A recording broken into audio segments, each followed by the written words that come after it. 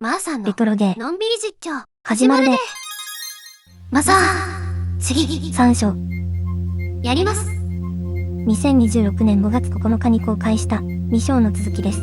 まだ2章を見てない人は要チェックやで。それでは始めましょう。始めよか。どいどい2章クリアしてセーブや。カエルに話しました。ダスターは行方不明に。早く見つかると良いのですが。3章の始まり、今度は砂漠や。今度はチェーンソーだ。伝わらないボケはやめて。ススの活躍に期待しましょう。脳裏から離れない。ゲーム画面では大変なことが。チェーンソーに引っ張られてゲーム画面に集中できん。切り替えましょう。切り替え大事。豚マスクの正体。上官を出迎えてるのでしょうか。2人出てきた。一般兵な気がします。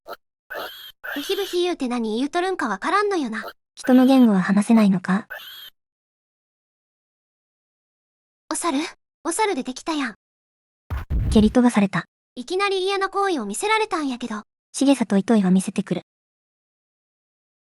第3章、怪しい行商人。2章の最後の金騒動のやつか。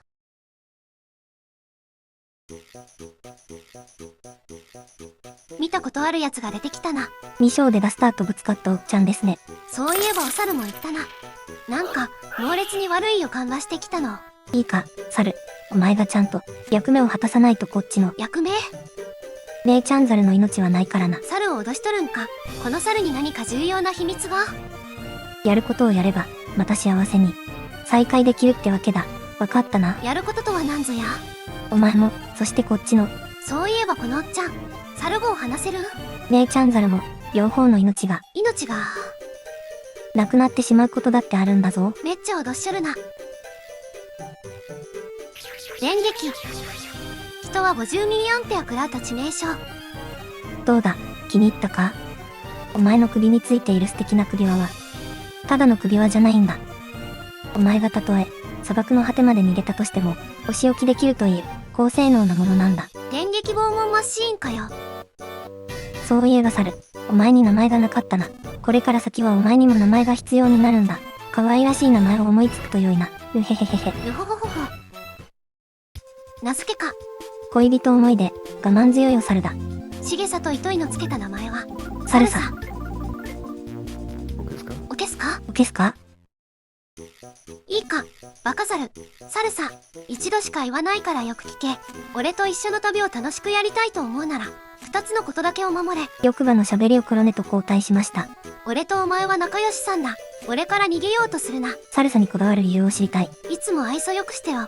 わかったな。わかりたくないですが、はい。よしよし。二つ目は俺の命令に逆らうなということだ。踊れと言ったら踊れ。笑えと言ったら笑え。簡単なことだ。わかったな。絶対わかりたくないですが、はい。逆らわなければお互い嫌な思いは、しなくて済むんだぞ。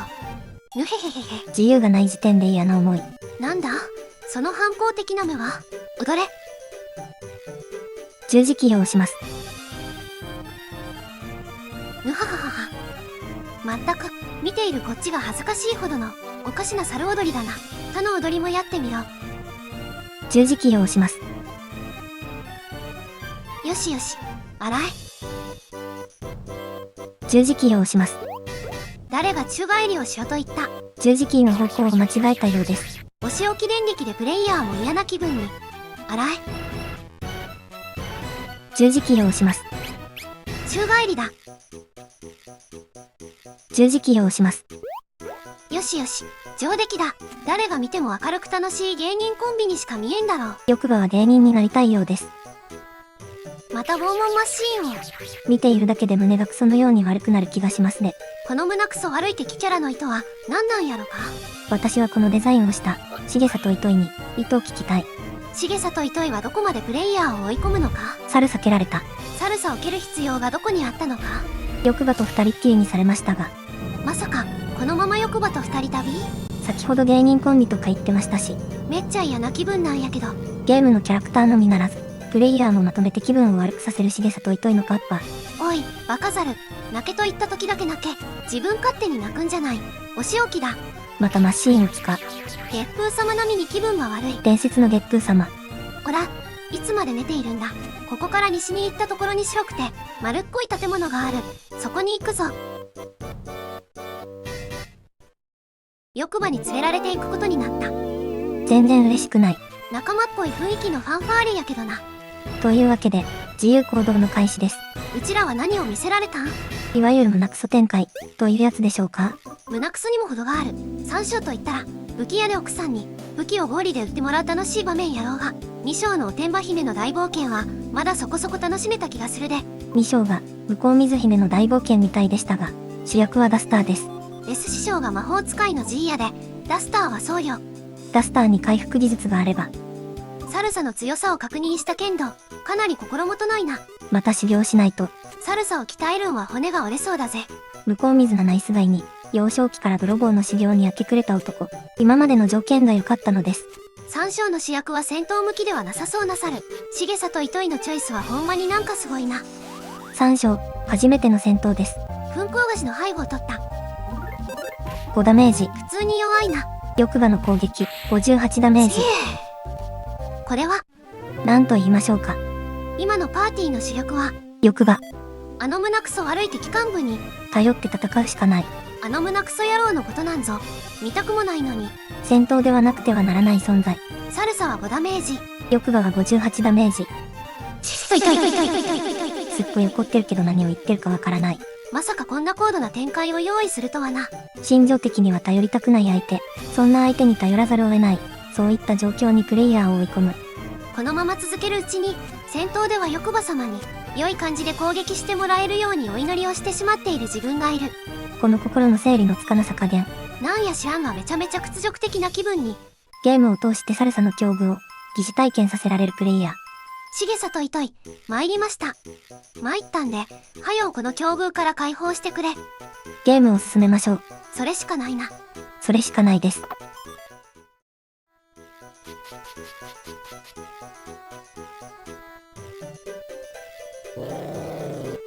おい、猿。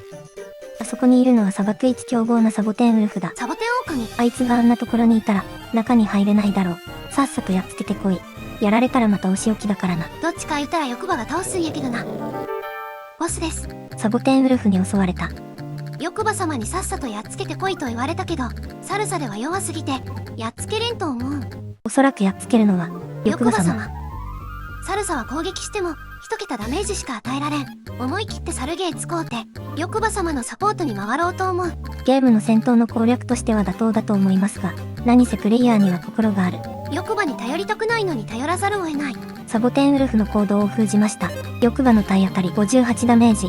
さすがは欲場様、その調子でやんす。長いものに巻かれ始めた。踊りでボスの防御力を下げておきやした。欲場の攻撃37ダメージ。さすがは欲場様でやんす。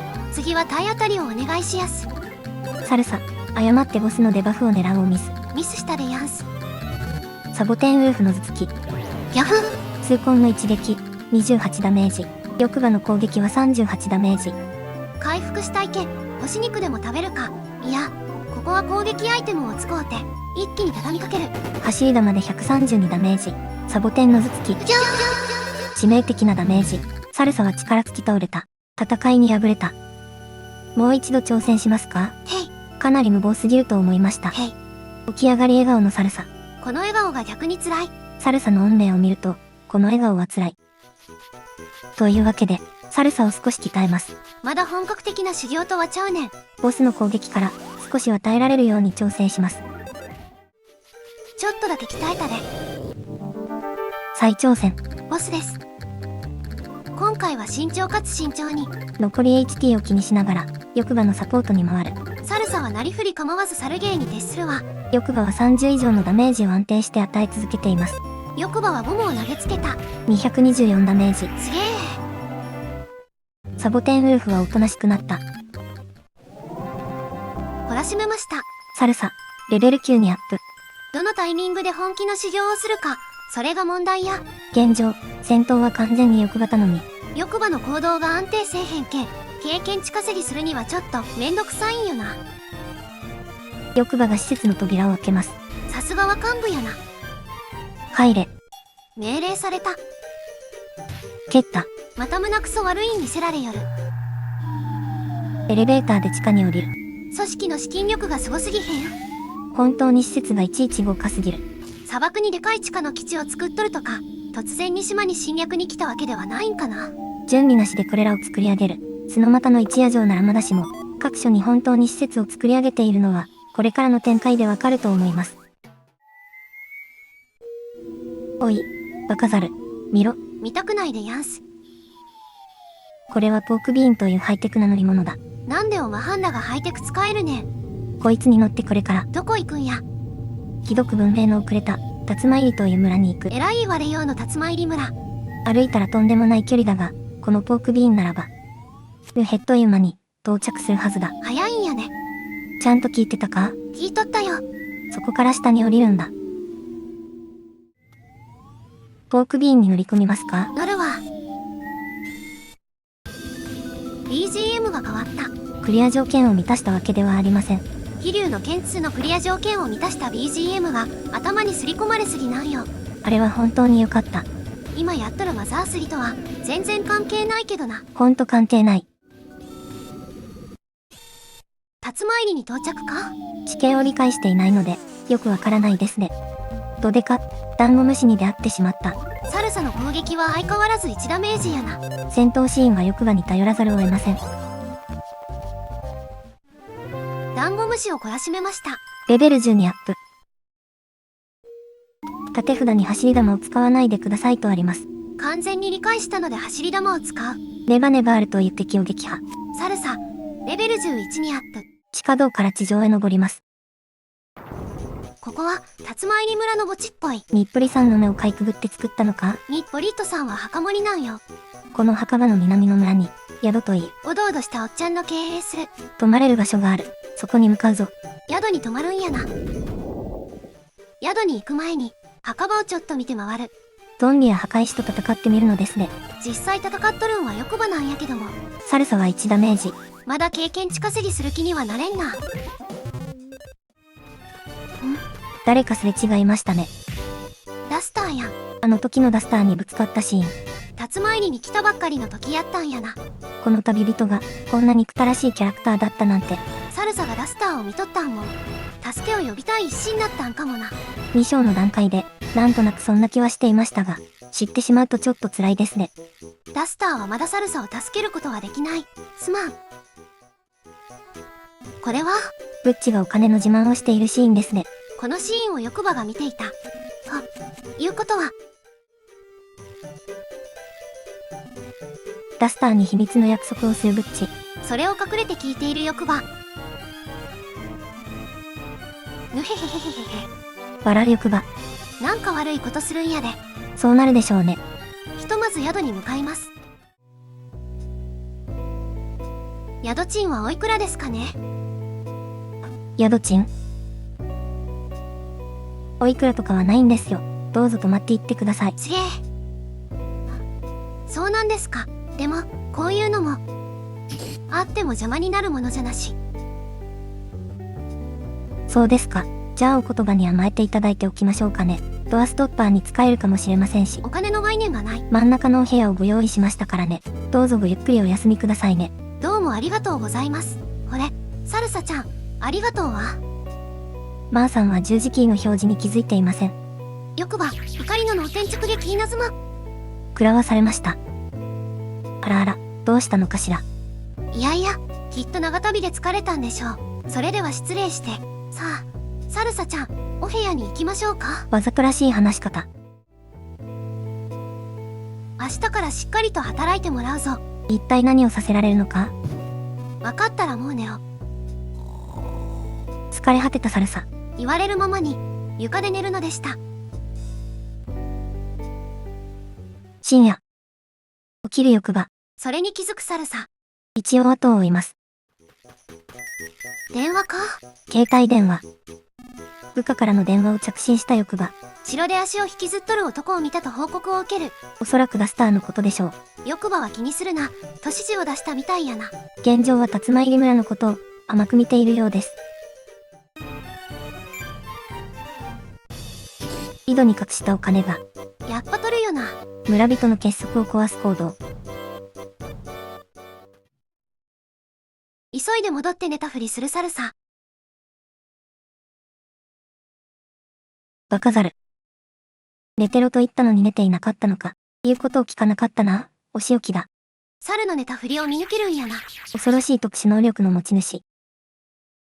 床で寝るのは嫌ざんす。さっさと寝ろ。よくば、おはようの脳天直撃いますま。いつまで寝ているんだ、このバカザル。いいか。とにかく楽しそうに芸をし続けるんだ。面白おかしく動き回って、村人たちの気持ちを和ませるんだぞ。うまくやったらお前を自由にしてやるし、姉ちゃんザルのところに返してやるからな。全然信用できん。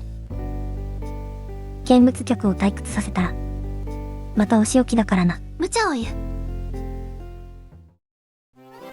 というわけで、サルサのお仕事が始まりました。欲場の横で芸をし続けるのですね。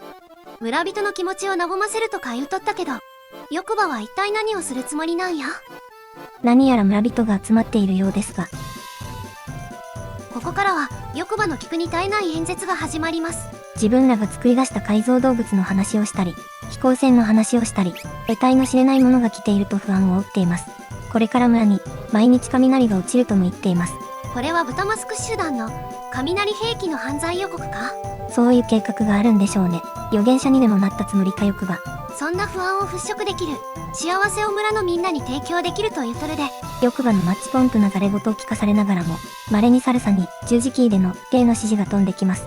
このきしょい演説をサルサの芸で和ませると、欲場はそういう計画だったようですね。最終的に4人が幸せをもらってみるとのことです。あ、物は試しやしな。ほんと、ただより高いものはないですね。電話。携帯電話。電話はオソヘ城の豚マスクからの報告のようです。例のものを手に入れるはずが、ダスターと S 師匠が強くて、計画が難航しているとの報告でした。2章のあの時の話だったんやね。いいか猿。おん。墓場に問題の幸せの箱がけったいな箱か。隠してある。隠せるサイズなんやな。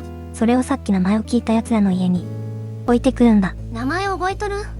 アボット、アビー、ビフ、イサクの4人だったか。覚えとんすごいやん。奴らの家知るか。自分で探せ。配り終わったからといって逃げようなんて思うなよ。ちゃんとこの部屋に戻ってくるんだぞ。いちいちうるせえ。23分くらい以内にできなかったら23分はお前のお気持ちかいな。お仕置きをもっと厳しくするからな。そうなったら黒焦げどころじゃないぞ。脅し方も腹立つわ。もし逃げたり逆らったりしたらあっちの姉ちゃんザルの方もお仕置きするぞ。わかったな。くっそ腹立つけん。いいえ。ぐわ。あらあら。わかったらさっさとやれ。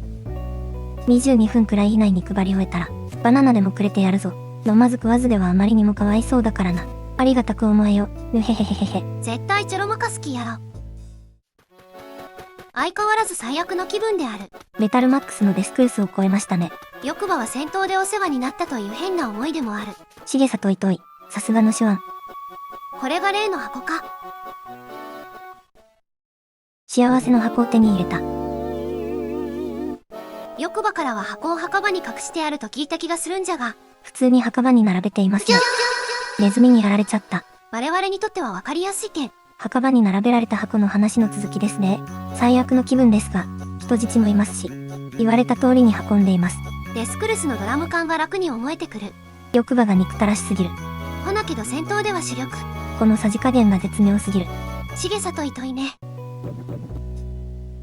25分。いやいやいやいや、3分以内に配り終えたら、言うとることがちゃうな。スペシャルバナナでもくれてやろうと思っていたんだが、そうか、そんなものはいらないってか。生意気なサルめ、ぬへへへへへへ。ぐわ。ご褒美に電撃よこしおったでこいつ。ほら、いつまで気絶しているんだ、バカザル。さあ、おそへ城へ急ぐぞ。おそへ行くんか。全然急ぎたくないけど急ぐ。今頃 S 師匠がダンスを披露しているぐらいか。あの扉はどうやって進むんやろな。武力で強引に破壊。とにかく先に進むか。どうした？例のあれは発見できたのか。というわけで、2章のダスターと S 師匠の活躍により、ハミングバードの卵は、まだ豚マスク軍団の手には渡っとらん。それらの報告をして、翼馬の雷が、部下二人に落ちる流れでした。この城、お化けでいっぱいでしたが、科学の力で追っ払ってやりましたよ。お化け VS 科学。ただいま他の仲間たちが、あの貧乏臭い男たちを追跡中です。我々は引き続き、例のあれを捜索します。例の卵か。間抜けな集団っぽいのに、科学力は本物なのも謎よな。何か強力な後ろ盾がいるのでしょうね。ここは2章でダンスした場所。よし、この奥だな。なんでおまはんにわかるねん。ツッコミの口調が荒い。おい、バカザル。なんとかして開けろ。というわけで、なぜか 100% 信頼されとるサルサ。サルサに全てを任せてれば、扉は開くと固く信じているっぽい。サルサはわけもわからず、翼馬の命令通りに、なんとかしようとするのでした。翼馬自身に腹立つし、こいつの行動はほんまいにわからんぜ。適当に十字キーで動かしても無理そうやったけん。周りを調べてみることにしました。ほしたらあるやん。オソヘの踊り、というのを覚えています。パート A からパート C まであるで。全部覚えましょう。 S 師匠のやっとった踊り、これやったんやな。来るぞ来るぞ。あの踊りが来るぞ。翼馬、電撃をすんでのところで止める。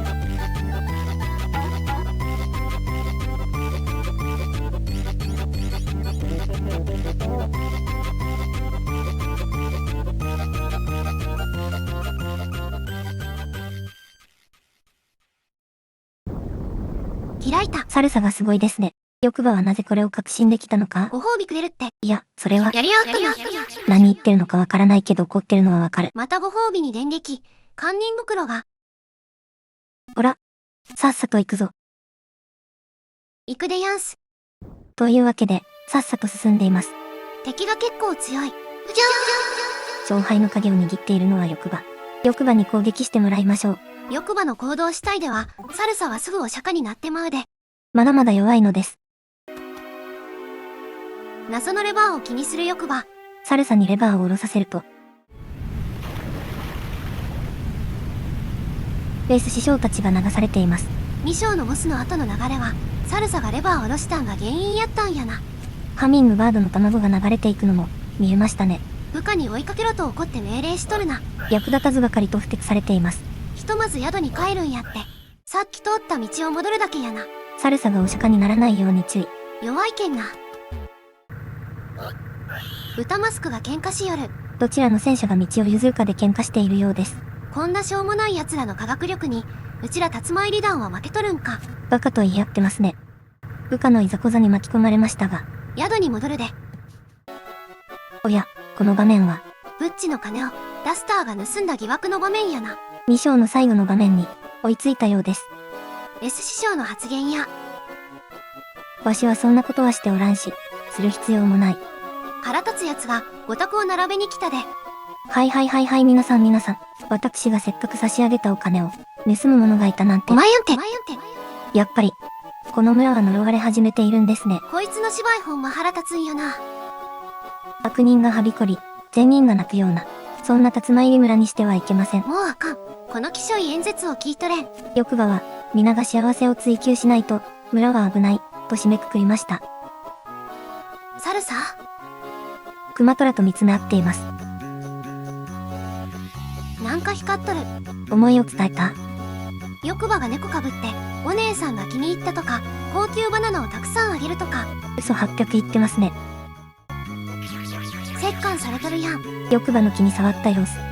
クマトラに伝わったんやろか。そうであってほしいですね。また折檻。翼馬は怒っている様子。翼馬からの脅し入りました。自分の立場が分かっていないと言われる。次に逆らったら、人質猿をひどい目に合わすと脅しちょるわ。猿相手なのに。さすがに落ち込む猿さ。ぐったりして動けん。人質猿がいますからね。地団打を踏んどるな。こんなポンコツにいいようにされていますから。そりゃ悔しいよな。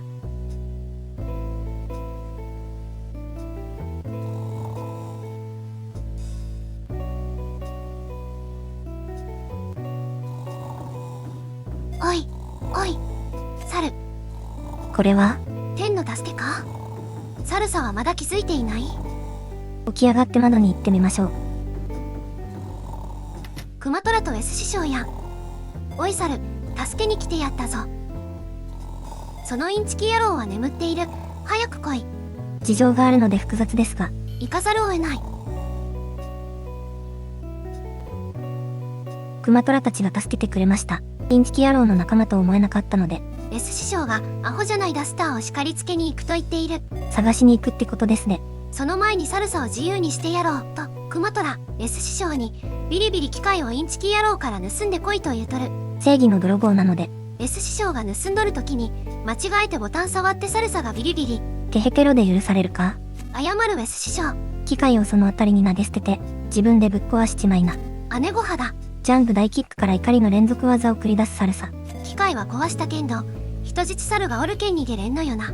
汚ねえ野郎だ。そこに汚ねえ野郎が部下を引き連れて登場や。汚ねえ野郎はクマトラ姫と言っている。クマトラの正体を知っている。クマトラが123で逃げると言うとクマトラを置いて2人は逃げ出した。クマトラは早いなと感心。追いかけるようにクマトラも逃げる。インチキ野郎は電話でそっちへ向かったと部下に電話。部下からの返事に納得し待機を命令。インチキ野郎もそこへ向かうと返事。バナナを食って皮をその辺に捨てクマトラを追いかけるインチキ野郎だった。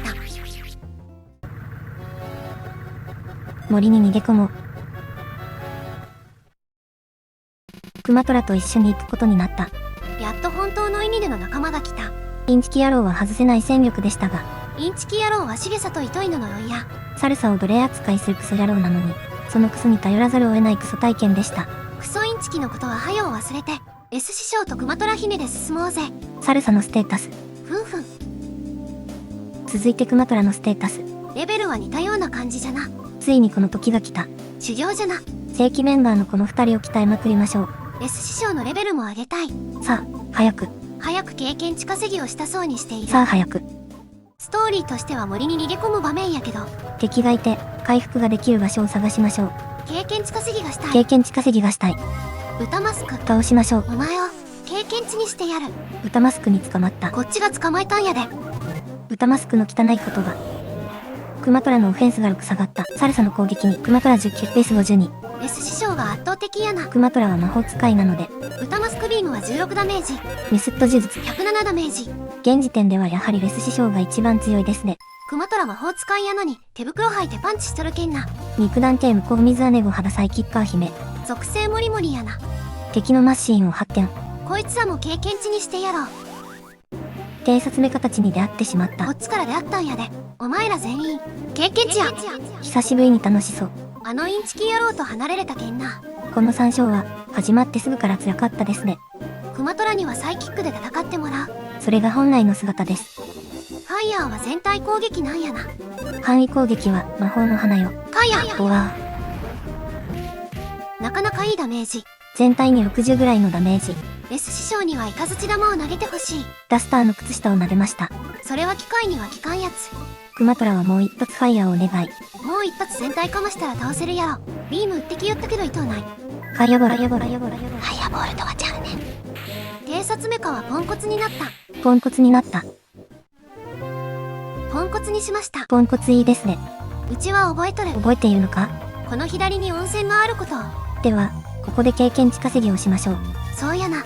全員の塊を恐るか。こちらが修行前のステータス。まだまだですな。どこまで修行します？ダッシュして敵にぶつかって吹っ飛ばせるまでじゃな。ではひとまずその域まで鍛えましょう。鍛えたで。強くなったのかどうかわかりません。経験値3万まで鍛えたんやで。オフェンスがもう少し欲しい気がしますが。ちょっとどういう強みがあるキャラなんか鍛えとっても正直わからんかった。そうですね。次はクマトラ。オフェンスはサルサよりも高い。殴って頑張るサイキック姫じゃな。主力はクマトラ。素早さ以外は大体クマトラの方が強いで。さすがはクマニトラ。ほな全員の眉毛も生え揃ったし話を進めるか。そうしましょう。ダッシュするで。問題なく吹っ飛ばせています。この辺の敵はもう相手にならんちゅうこっちゃ。クソ、こっちもダメか。戻るしかないのか。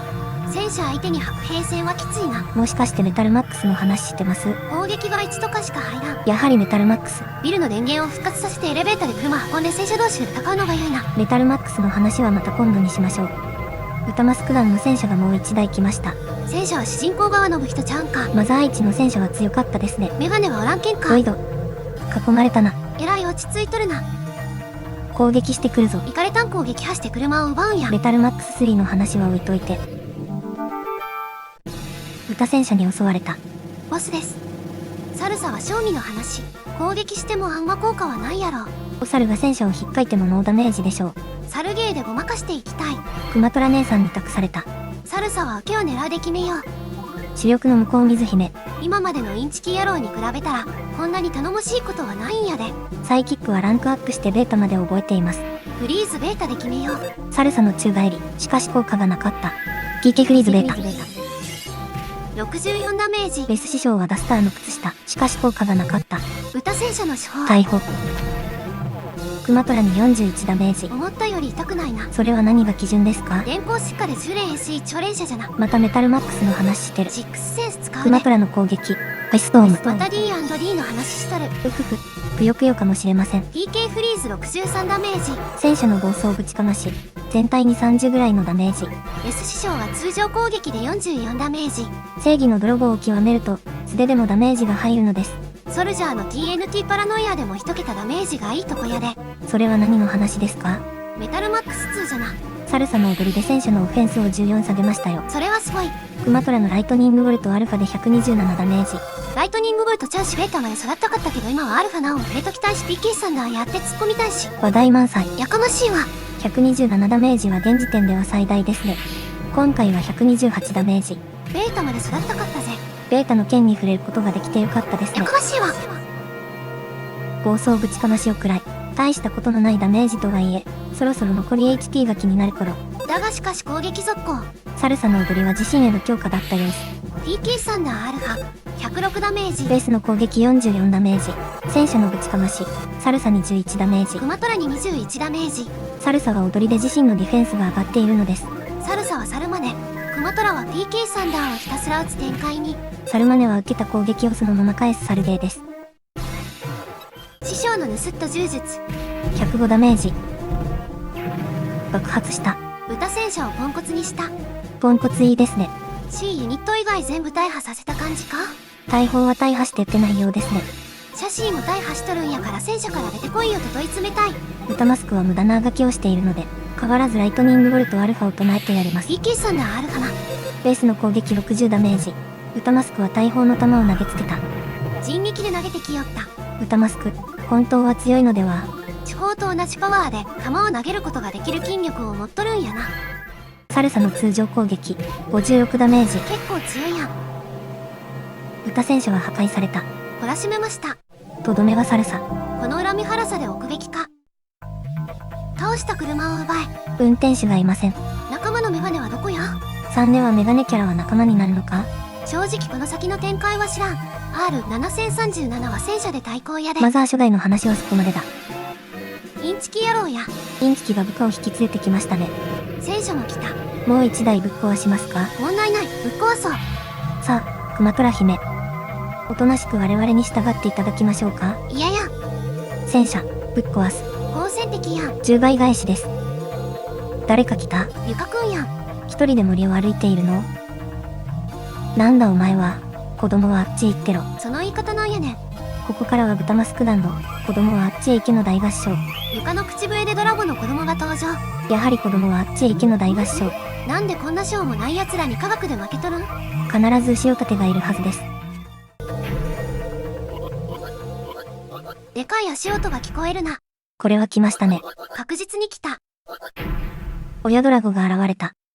ここから親ドラゴが豚マスク団を吹っ飛ばしていくんやけど。サルサの逆転劇のような展開かと思われます。ほなけど遊んびよった時、この展開を見て全然納得できんかったんよ。個人的な思いを少し語ります。敵組織に対しての反撃ですが、ぬるすぎますよね。ここでもう二度とこちらに反撃できないぐらいの打撃を物理でも精神にでも欲張に与えるべきや。欲張が反撃の意思を残したままここから逃がしてしまうと、次の欲張の反撃で竜馬入り村はもう二度と反撃できない状態まで破壊し尽くされるでしょう。破壊の方法が物理か精神かは分からんけど、サルサがこの瞬間スカッとしたといった一瞬の感情の高揚で済ましてしまっては本当に取り返しのつかないことになる。熟練者のウェス師匠も見守っているのに、あまりにも爪が甘く、ここまで積み上げてきたお話を裏切るような、チープさを感じてしまい、少し気持ちが離れるような思いになったことを覚えています。ここで欲場は焦った状態になっていますが、一発小づかれて逃がしてくれるとは、彼の心の中では、笑いが止まらないと想像します。熊虎は子供やけん、このセリフはまあしょうがない。ほなけど S 師匠がそれを、ボケーっと見とるのも納得いかんし。この後、秘密裏に、欲場に対して10倍返しで、完全に心を折る仕事をせんと、一気にチープに感じてしまうん。一発小づいて、逃がしてしまいました。歌マスク団はアホやけど、軍事力は本物や。次の反撃で竜参り村はもうおしまいや。本当にウェス師匠、ちゃんと仕事をしてほしかった。割と本気で物語にがっかりしたけど頑張って続けるん。個人的な思い、終わり。サルサたちは、助けてくれたリュカにお礼を言うとともに、初顔合わせの熊虎がお礼と挨拶をした。これまでの事情をウェスから聞く。事情を聞いた後に、リュカはこのまま竜参りにとどまり、戻ってくるクラウスやフリントたちと力を合わせ、村を守ってほしいと S から聞かされる。姫、では猿のことは、頼みましたぞ。あと、アホ探しも。まだアホ言うとるこの人は。リュカ、なんだかお前とは、また会えそうな気がする。しっかりやれよ。熊虎姉さん姫からの激励。よし、猿、行こう。熊虎とサルサだけで行かせて大丈夫なのか？向こう水姫はどんな立ち回りをするのか？そして注目はリュカ。4章からは、導かれし者たちの集結か。踊り子と占い師に期待や。いると良いですね。竜参りの村は、新しくやってきた行商人の思惑通りに変化しつつある。かつてあった良きものがポロポロとこぼれ出して捨てられていくことに気づいている村人はごく少数だった。にぎわいは増していくのだけれど、不気味な闇もそれにつれて深くなっていくようだった。だが、その闇の中から弱々しい少年がたくましく育とうとしていた。リュカが今、悲しみの物語を明るい色に塗り替えようとしている。闇が深ければ深いほど、夜明けの太陽は眩しいほどに明るい。甘えん坊だったリュカは今、若き太陽になろうとしている。ひとまず、終わった。3章が終わりました。囚われた姉ちゃん猿はどうなってしまうのか。熊虎とサルサはどのような活躍を見せてくれるのか。ラスターと光の卵は無事に戻ってくるのか。竜参り村は豚マスクからの侵略を阻止することができるのか。虐待されたサルサたちアベック、幸せになることができるのか。空前のスケールで送るマザーさん、第4章、交互期待。その時、史上最大の興奮が君を包む。空前のスケールの第4章は、現在編集中ですので、のんびり待ってくれると嬉しいです。今回新規で欄に登録してくれた人は、今まで作ってきたレトロゲー動画を見て、のんびり新作を待っとってや。それなりの数はあるので、気になるゲームがいくつかあることが期待できます。動画アップするたんびに、見たいゲームのリクエストや、次の動画はどのゲームがいいかの投票を募っとるけん。気軽に投票してもらえると、盛り上がっている感が演出され、とても嬉しい気分になれます。私が。今回はこれぐらいで。ご視聴ありがとうございました。た。のんびり実況では団員募集中。チャンネル登録や拡散、ほんまありがとう。コメントに拡散、本当に嬉しいです。ええ感じやったら他の動画も見てほしいで。言ってほしい、のんびり団員1億人。はよ絶好調で調子に乗りたい。このままだと団の面目丸つぶれ。次ののんびり実況の時間に、レトロゲーのんびり実況チャンネルで。